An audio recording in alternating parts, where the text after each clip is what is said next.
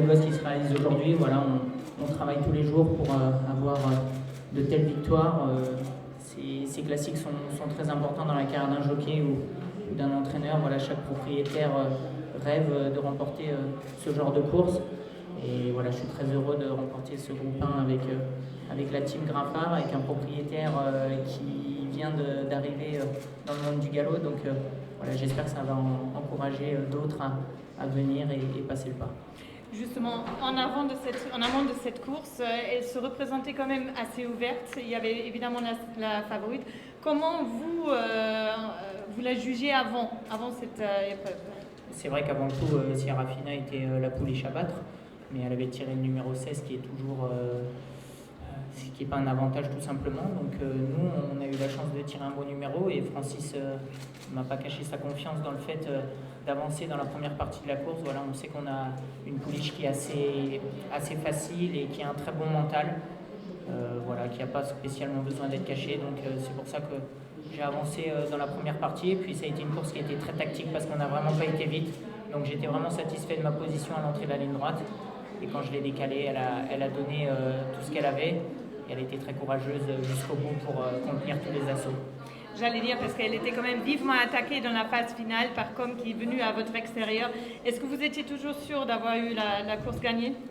À 80%, je pense, au poteau, mais voilà, j'étais pas certain d'avoir gagné, mais je sentais que j'étais quand même en avance. Après, on a toujours peur d'un mauvais balancier.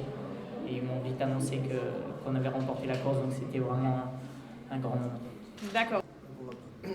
La pouliche, elle avait très bien débuté, mais elle est venue un peu sur le tard physiquement. Elle était assez difficile à sortir de son hiver. Et une fois qu'on avait débuté seconde, moi j'aime bien aller les faire gagner rapidement. Et donc j'avais trouvé ce Méden où c'était à sa portée. Et voilà, et donc Lyon-Paris, c'est une piste que j'aime beaucoup, qui est une belle piste sélective. Donc c'est pas du tout un tourniquet.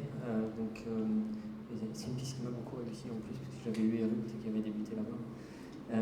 Et donc elle a très bien accéléré à Lyon.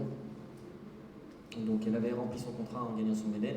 Et c'est assez important avec les pouliches de 3 ans en début d'année de gagner son Méden rapidement pour pouvoir tout de suite essayer d'aller sur les courses black type.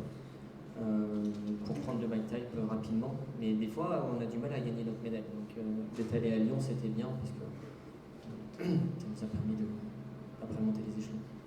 Moi, je me rappelle à l'époque, nous on avait discuté et justement vous l'avez décrit comme une petite pouliche, donc elle n'est pas très grande, donc, mais elle a énormément de cœur, parce que là on a vu vraiment lutter.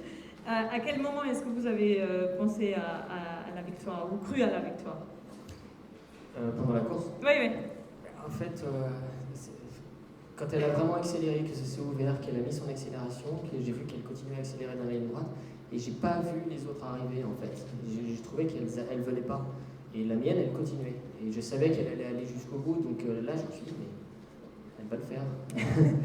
Et c'est vrai que finalement, j'ai beaucoup plus crié avec Homérique l'année dernière, où on avait vraiment le sentiment qu'il fallait la porter toute la ligne droite. Et là, quand je l'ai vu accélérer et qu'il n'y avait pas une vague d'à l'arrière qui revenait, je me suis dit, incroyable.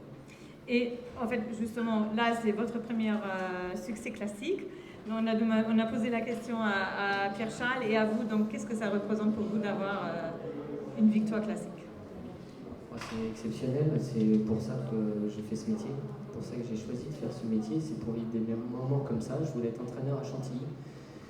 Pour gagner ces courses-là, quand j'étais dans la tribune, je disais à ma femme, pourquoi je fais ce métier? Il faut être fou quand même, parce qu'on veut vivre ces moments, mais ils sont quand même durs.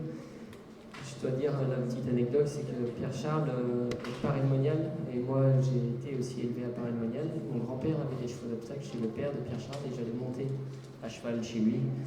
Et c'est notre petite, c'est ce qu'il m'a dit quand on s'est serré la main, quand je l'ai récupéré, il m'a dit allez Paris-le-Monial, parce que c'est vrai que c'est notre région et maintenant on n'y habite plus, mais on a un attachement un petit peu particulier. Et son père, comme mon grand-père, nous regarde sûrement et sont fiers de nous. Diane a produit tellement de pouliches qui sont ensuite allées vers l'arc. Je suis désolée, c'est toujours la question qu'on n'aime pas, mais il faut que je la pose. Malheureusement, elle n'est pas engagée. Donc C'est- déjà, donc c'est ouais, c'est vrai que j'y ai pensé. J'y ai pensé un petit peu là. C'est difficile ces engagements à l'avance parce que cette jument-là, comme je disais, elle fait tout bien, super bien, mais de là à se projeter aussi haut, aussi vite, c'est difficile pour nous. Et c'est vrai que, donc, je sais pas, on va voir comment elle récupère, on va discuter avec les propriétaires, savourer cette course-là. C'est encore un aspect difficile de mon métier, c'est quand on a des mauvais chevaux, ils sont durs à gérer, mais quand on en a des bons, il y a aussi beaucoup de pression pour les courses à venir. On va discuter de tout ça avec Bertrand et Samuel tranquillement. Bien sûr. Et on va déjà savourer ces moments. Bien sûr. Avant que je vous laisse